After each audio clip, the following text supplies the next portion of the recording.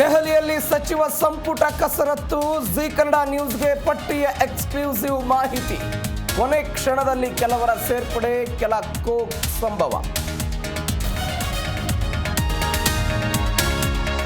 ಬೆಂಗಳೂರಿಗೆ ಸಿದ್ದರಾಮಯ್ಯ ವಾಪಸ್. ಪುತ್ರ ರಾಕೇಶ್ ಪುಣ್ಯತಿಥಿ ಕಾರ್ಯಕ್ರಮಕ್ಕಾಗಿ ಆಗಮನ.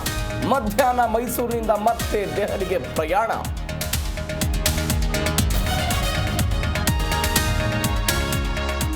ಕೆಪಿಎಸ್ಸಿ ವಿರುದ್ಧ ಜೆನ್ಜಿ ವಿದ್ಯಾರ್ಥಿಗಳ ಸಮರ. ನೀಟ್ ಮಾದರಿಯಲ್ಲಿ ರಾಜ್ಯವ್ಯಾಪಿ ಪ್ರತಿಭಟನೆಗೆ ಸಿದ್ಧತೆ. ಸ್ಟೂಡೆಂಟ್ಸ್ಗೆ ಬಿಜೆಪಿ ನಾಯಕರ ಬೆಂಬಲ.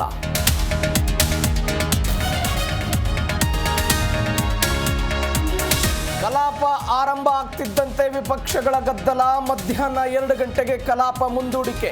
ರಾಜ್ಯಸಭೆಯಲ್ಲೂ ಗದ್ದಲ, ಸದನ ಮುಂದೂಡಿಕೆ.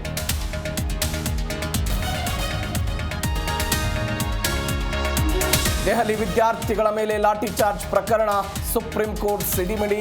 ಎಸ್ಐಟಿ ರಚನೆ ಆದೇಶ. ವಿದ್ಯಾರ್ಥಿಗಳ ಮೇಲೆ ಅಶ್ರುವಾಯು ಬಳಸಿದ್ದಕ್ಕೆ ಕಿಡಿ.